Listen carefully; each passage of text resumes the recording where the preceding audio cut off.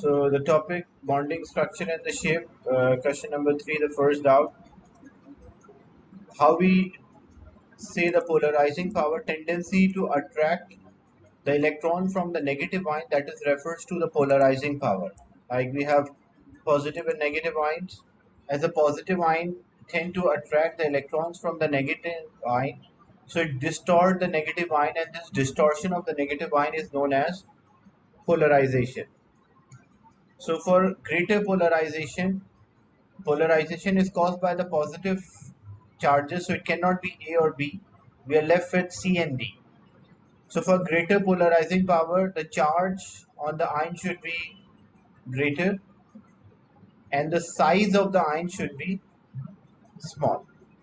So when we compare, potassium is having only +1 charge, where calcium is having +2 charge. So calcium will have a greater charge and it will cause more distortion to the negative ion. That's why D is the right answer. Is it clear?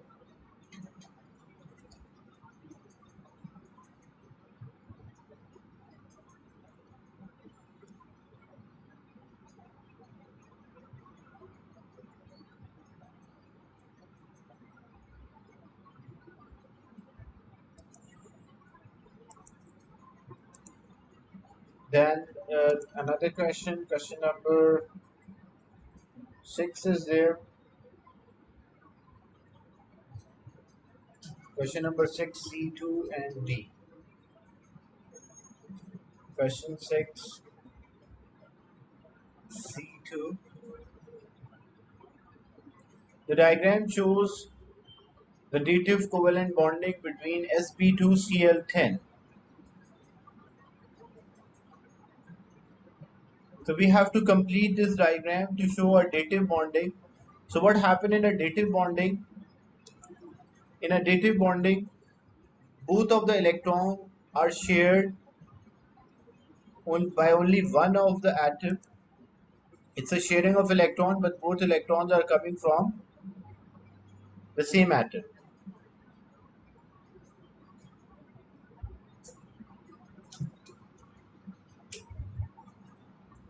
So when we compare how the dative bonds are there, so dative bond is basically a lone pair should be there and that is attracted towards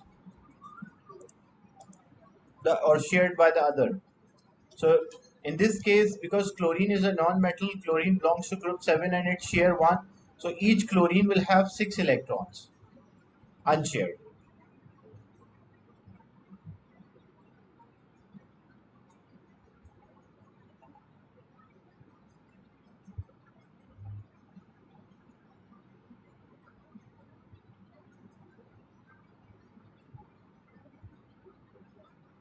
So as each chlorine is having 6 electrons, what will happen? How they are linked with each other. So this lone pair is shared with Sb and the other lone pair is also shared with Sb. So its molecules are linked with each other by a dative bond. This is same what happened in aluminum trichloride AlCl3. Like aluminum trichloride AlCl3. Aluminum is a metal and chlorine is a non-metal, but what happened in case of aluminum trichloride? Because aluminum size is smaller, so instead of losing that electron, they share the electron with chlorine. And there's another aluminum trichloride molecule. So what happened to make this aluminum stable? 1, 2, 3, 4, 5, 6. So what will happen? There's a lone pair on this chlorine and that is shared with aluminium. So that makes this aluminium stable. And there will be another aluminium trichloride molecule. So that lone pair is also shared with aluminium. So what it will make? It will make this aluminium stable so that it will have 8 electrons in the outermost shell. But in case of the transition elements, the transition metal, they can adjust more than 8. So you can see 1, 2, 3, 4, 5 and 6 are there. Why 6? Because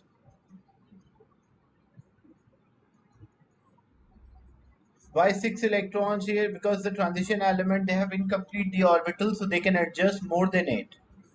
Till 8 is only valid for first 20. But if we have more than like first 20 elements, but if we have element which is after proton number 20, it can adjust more than 8 electron in their outer shell because they have incomplete orbitals. The direction of arrow is important. It is always from the element which is sharing both of the electron pair to an element which take those. So the arrow must point from chlorine to Sb. If we point like the direction of the arrow is opposite, if we draw arrow in this manner, then it will be considered as wrong. Why wrong?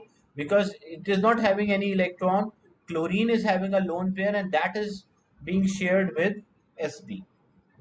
Is it clear this example? Question 6C2. Anyone having a doubt? Okay. Then part D.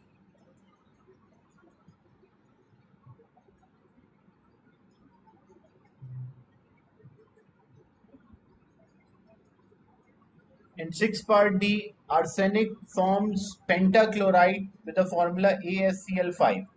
Give one possible reason why nitrogen is the only group 5 element that does not form pentachloride. Like nitrogen is there, when nitrogen is there, it can maximum form nitrogen trichloride. Arsenic is there, arsenic can form a trichloride, arsenic can form pentchloride. Trichloride can be there as well as pentchloride. So what is the reason? The reason is when we write the electronic configuration,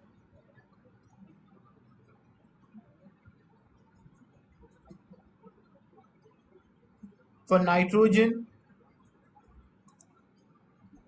nitrogen is having 7 electrons. So the electronic configuration will be 1s2, 2s2, 2p, 3. So 1s is there, then 2s is there, 2p. 1s will have 2 electron, 2s will have 2, and 2p will have 3. Singly they will occupy. So there is no orbital available here. But in case of arsenic, when you write the electronic configuration of arsenic, it will be 1s2, 2s2, 2p6, 3s2, 3p3, and then there will be 3d as well. Orbital is available, like there is 1s, then 2s is there, 2p is there, 3s is there, 3p is there, and 3d. So in case of arsenic, the orbital is available, there is a free orbital available, which is not occupied, it is completely empty. That's why arsenic can adjust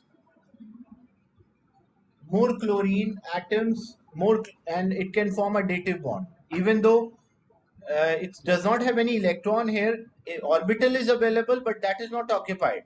So example, if there is a chlorine atom or a chlorine is attached with any other element, so this lone pair can fit in this free orbital. So these lone pairs, if they can fit in this free orbital, arsenic can adjust more chlorine. That's why arsenic can form pentachloride, but nitrogen cannot because there is no 2d orbital. 2d orbital does not exist. So if 2d orbital does not exist, that's why no orbital is available to pair up the electron or share the electron. And second reason, the size is also size also matters. When we draw nitrogen, it will be smaller in size as compared to that of arsenic.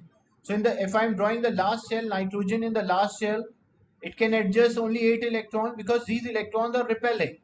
But in case of arsenic, it can adjust more than 8 electrons. Why? As it is having a large size, so there will be less repulsion between the electrons which are shared in arsenic. Is it clear? The concept why nitrogen can only form trichloride, whereas arsenic can form pentachloride, like it can adjust more electrons in the last orbital.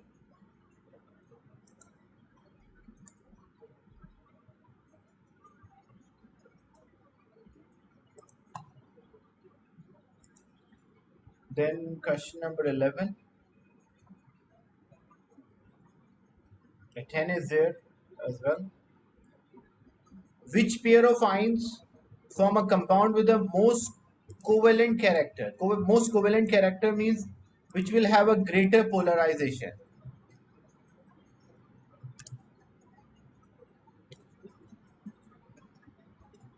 So the one which will have, so for a greater polarization, what is the criteria?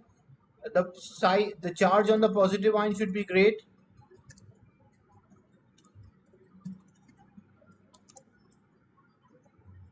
The charge which is there on the positive ion should be more. The size of the positive ion should be small,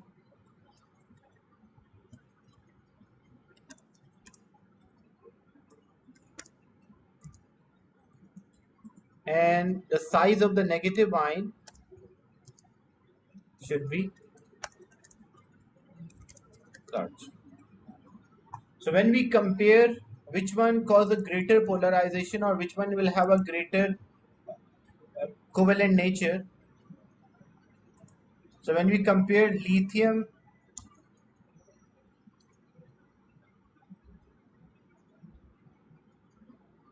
so this is group 1 element, lithium is there, sodium is there, potassium is there, and rubidium. When we go down the group, the size will increase. So which one will cause a greater polarization? First one, lithium, will cause a greater polarization. And for negative ion, the size should be large. So if when you check iodine, iodine is below this chlorine, so iodine will be larger than compared to that of bromine, and bromine will be larger compared to that of chlorine, and chlorine will be larger compared to fluorine. So which one will cause greater distortion to the negative ion or polarization? That will have a greater covalent character.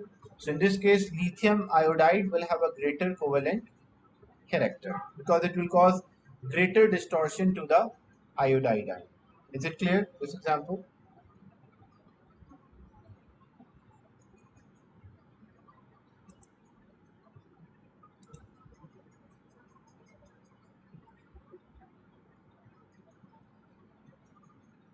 Yes, you can use electronegativity. That is also a right way to do. But as you can see in this question, the electronegativity is not given. When we have a greater difference in the electronegativity, we can tell, but as in there's no value of electronegativity given here, that's why directly I cannot compare with electronegativity. So I have to compare using these three parameters. The size of the positive ion should be small, the charge on the positive ion should be more, and the size of negative ion should be large.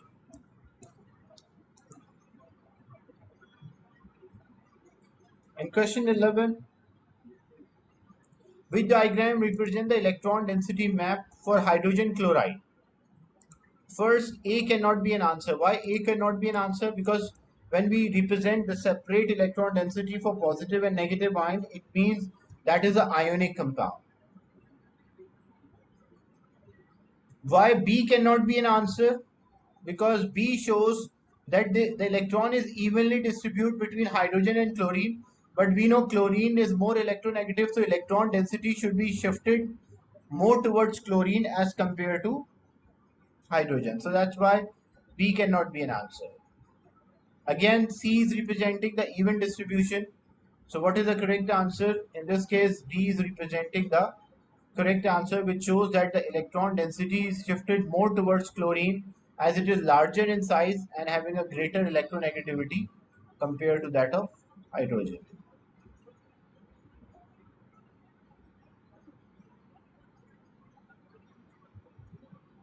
So this was question number 11.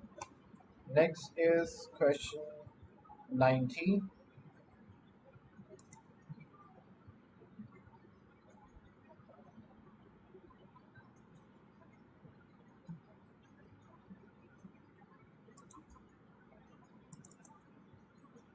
So we have drop of aqueous nickel sulfate, which is green in color. So nickel sulfate, nickel 2 sulfate, what are the ions? Nickel ion is there. It's a transition element. So basically the color of the substance is due to nickel. And there's a sulfate ion, sulfate, nitrates, chloride ions does not have any color. So these are colorless. When we place them on a filter paper and we connect a DC supply, After 10 minutes, what we will see, because nickel is green in color and it is a positive ion, so nickel ion will move towards the negative terminal or it will move towards cathode.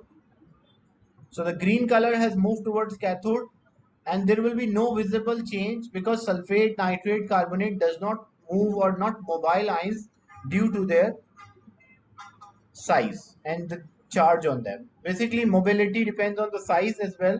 So because of large size, these ions are not able to move freely. So there will be a movement of, or we can see the green color move from towards the negative terminal, that's the nickel, whereas the sulfate ions are not able to move. So C will be the right answer. Is it clear?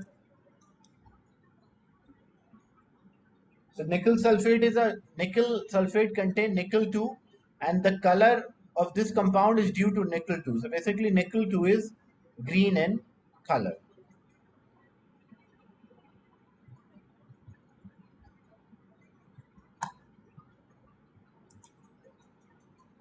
Next is question number 25. In case if I miss any of the question, just let me know so I will discuss that in a sequence if I miss your question, because I'm using the questions which you have sent so in and reading the message. So in case if I miss any of the question, you can just let me know. In question 25, which of the following compound has the most exothermic lattice energy?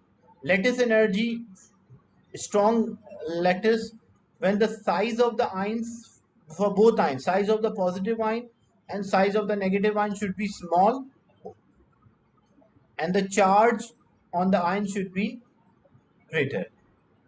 So size should be small and charge should be greater.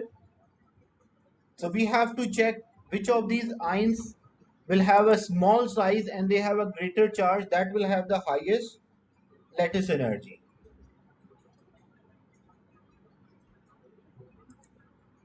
So when we check lithium fluoride, lithium is +1,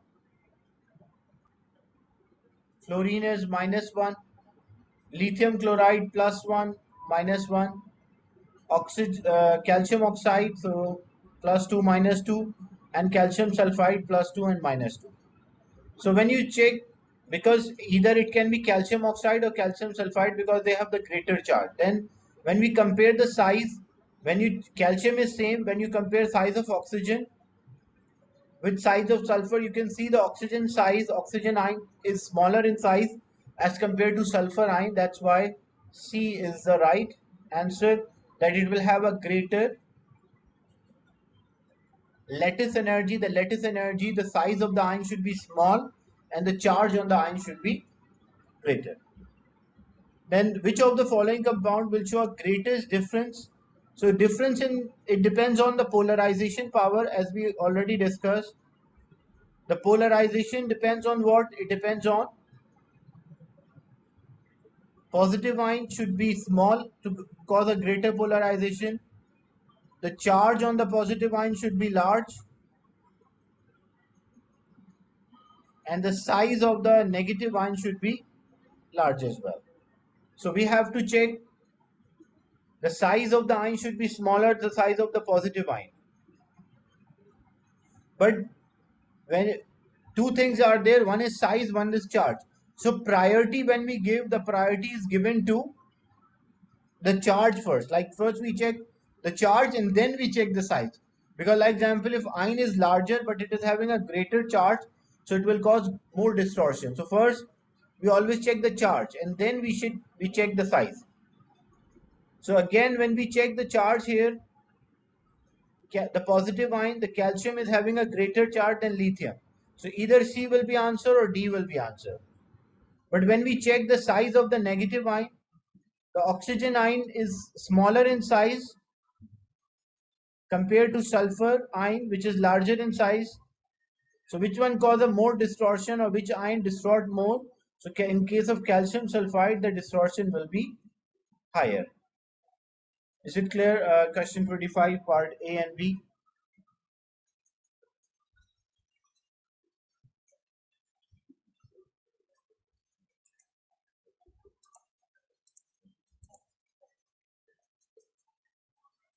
Then question number 28 is there.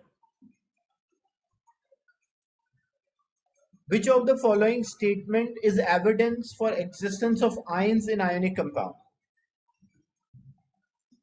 So how we are able to say that ions are present in ionic compound? So for ionic compound, when we show the electron density map, we represent the positive and negative ions by separate lines. But in a covalent compounds, the electron density map, only one line is there around both of the ions, both of the atoms which are sharing the electron. So this is what happened in a covalent, and this is what happened in ionic. So they're asking which statement explain the evidence that ions are existing in ionic compound. Ionic compound in solid state conduct electricity. This statement is totally wrong. This cannot be an answer. When ionic compound in solution is electrolyzed, the migration of ion can be seen. That's also wrong. It's not always true. If the ions are colored, we can see the migration of ions. Even ions are colored, we can observe the movement of the color, but specific ions are not seen. So it is not valid for all the cases. But in electron density map for ionic compound, there is no single line represent the electron density that surround the both cation and anion. So this statement is true when we represent the electron density map. So there is no line which represent like this, that which is around the positive and the negative ions. So because these ions have the separate electron densities, they don't have a common electron density. So which shows that ions exist in an ionic compound. That's why C is the right answer. Is it clear? Question 28.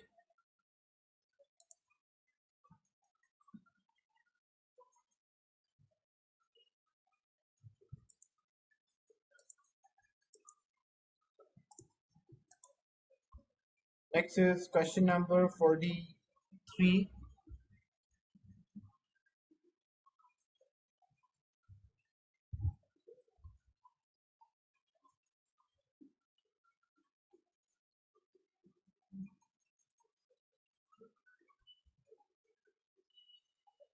So in question 43, which of these statement is the best evidence of existence of the ions?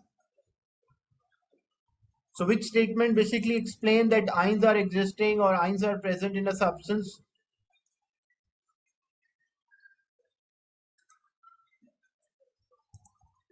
Solid sodium chloride conduct electricity. That's wrong.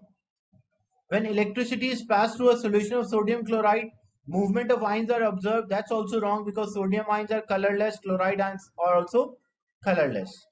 Sodium chloride crystals have regular shape.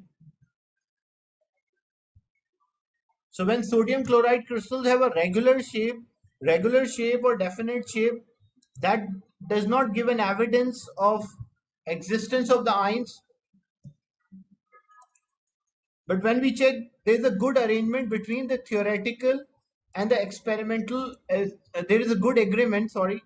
There's a good agreement between theoretical and experimental lattice energy.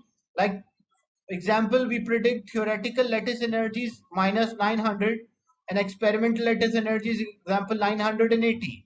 So the theoretical and the experimental values of the lattice energies are closer, and lattice energy is calculated on the basis by considering that ions are present. So it gives a confirmation that there are ions present in ionic compound or there are ions present in sodium chloride. So the two statements can be used to explain that ions exist in ionic compound. Number one, there is no single line around the positive and the negative ion. That is one thing. And number two, when we calculate the theoretical and experimental lattice energy, we find that these values are closer. And so this is based on the idea that ions are present in ionic compound, and then we do this calculation. So our calculation matches with the experimental value or closer to experimental value. That also confirms that there are ions present in ionic compound. Is it clear? Question 43.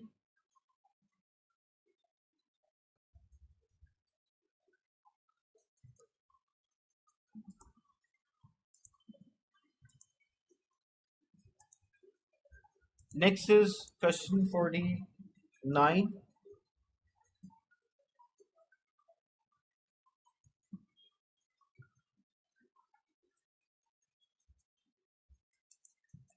The following statement gives information about thermodynamic stability of magnesium chloride. What is the meaning of thermodynamic stability? The term thermodynamic stability means, like example, if that substance can exist or no, that is refers to thermodynamic stability. So magnesium chloride is stable with respect to magnesium and chlorine. So when we say magnesium chloride is stable with reference to magnesium and chlorine,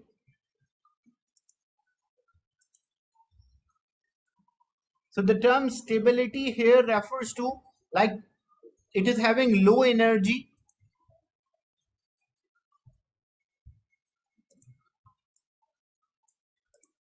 In terms of energy diagram, like if we have two substances, A and B. So what we say, A turn into B, like A is forming a product B.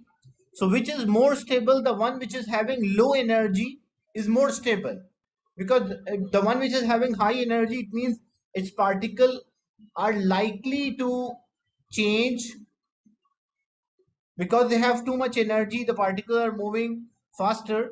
So the one which is having low energy is more stable,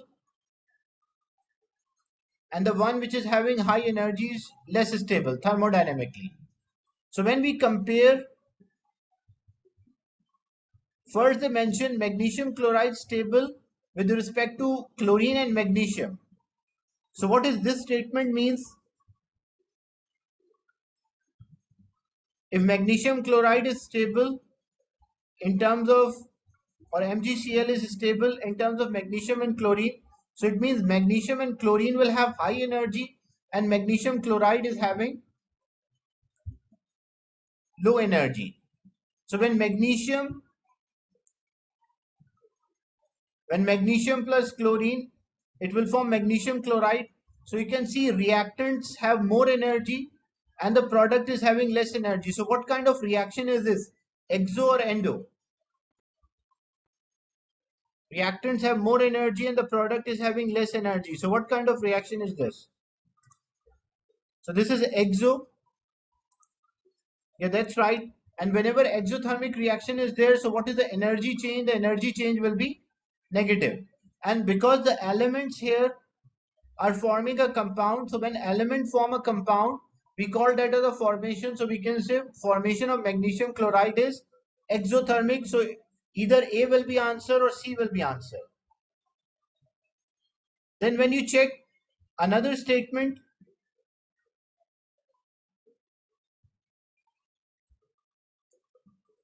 magnesium chloride is unstable with respect to MgCl and Mg. So what does it mean? Like if MgCl2 and Mg react, the magnesium chloride will have high energy and this will have low energy.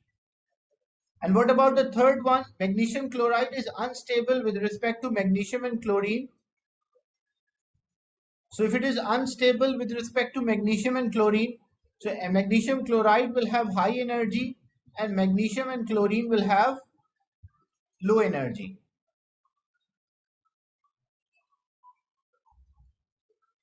So when magnesium and chlorine react to form magnesium chloride, as you can see, the reactants have low energy, they are more stable, the product is having high energy, less stable. So this is an endothermic reaction, and for endothermic reaction, what is the enthalpy change? Energy change. Energy change will be positive. Here elements form a compound. So when elements are forming a compound, that is called enthalpy change of formation. So we can say enthalpy change of formation of magnesium trichloride MgCl3 will be positive. That's why C is the right answer. Is it clear? This question 49.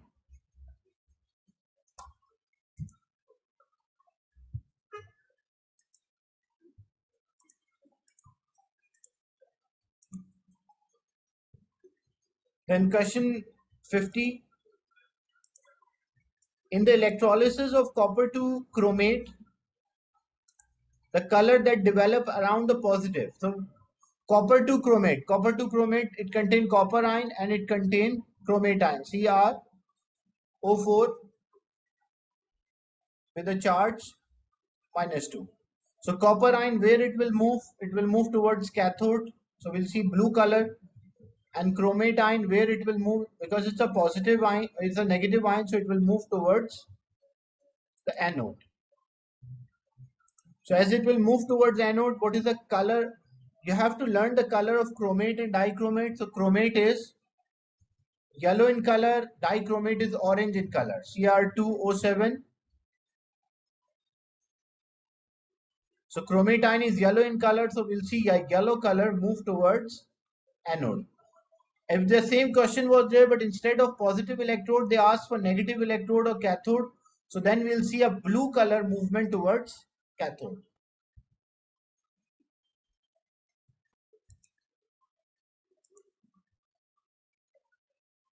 Then question number 71.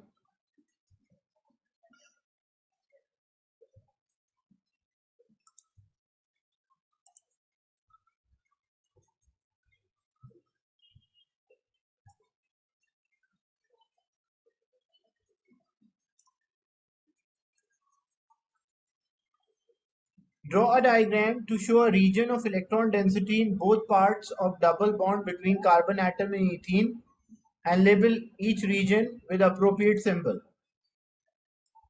So what we have when there's a double bond, as we discussed, one of them will be sigma, another one will be pi. And we have to show the electron density, that how it can exist.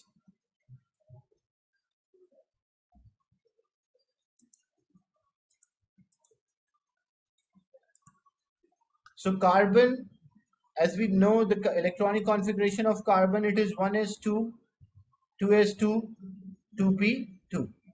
In terms of electron in a box model, 1s, 2s and 2p, x, y and z. So 1s is having 2, 2s and then 2p,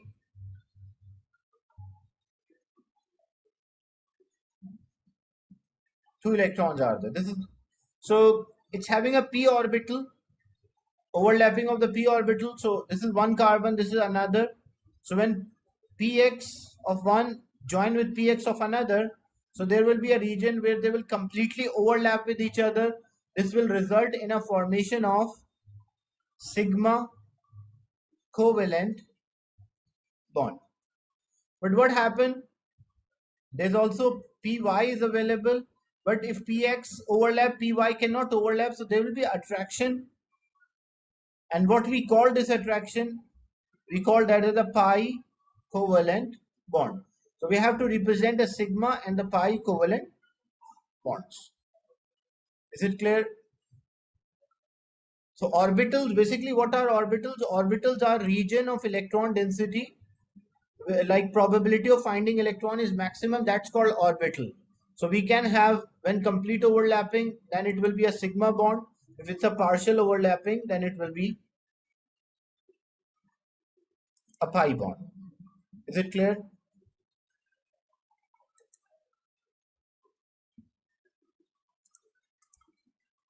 Next is question number 77.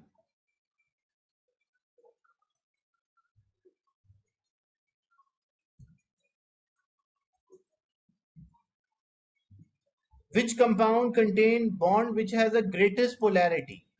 So greatest polarity in a covalent bond, we talk about the polarity. So the one which will have a greater difference in the electronegativity, as we know, the most electronegative element is fluorine. So as we move across the period, electronegativity increases. The most electronegative is fluorine. So the bond which is formed with the fluorine is always having the greater polarity, because there's a sharing of electron between hydrogen and fluorine. But fluorine is more electronegative, so this electron shifted more towards fluorine. There will be partial positive and negative. So B will be the right answer, that is having the greatest polarity. And as we go down the group, the electronegativity decreases. So when we check the positions, we have nitrogen group 5, oxygen group 6, carbon group 4. So the most electronegative here is fluorine, that's why it causes greater polarization. Then 86 part 2.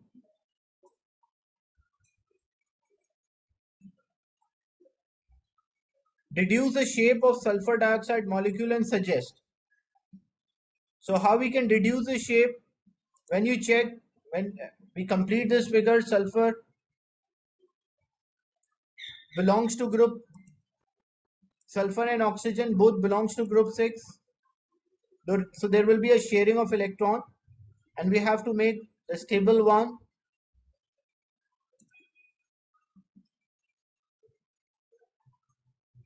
And all should be stable in case of sulfur dioxide.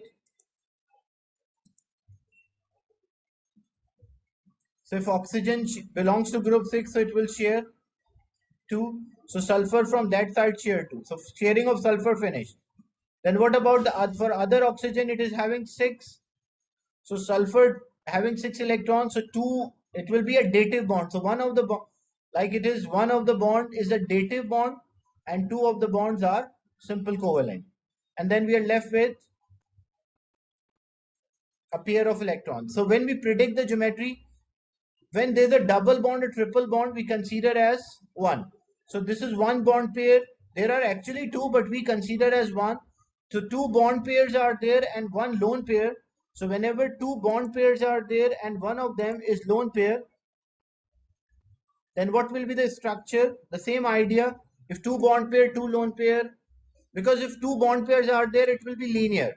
But if it is one of the 2 bond pairs and 1 lone pair is there, the lone pair will cause a repulsion, and each lone pair cause a repulsion of uh, or cause a change in angle by 2.5. So when it's a linear structure, the bond angle will be, so 3 bond pairs are there, it will be trigonal planar. But when we are predicting a geometry, this is 1, so it will be trigonal planar. But because of one lone pair, so 2.120 minus 2.5, so it will be 117.5 will be the bond angle.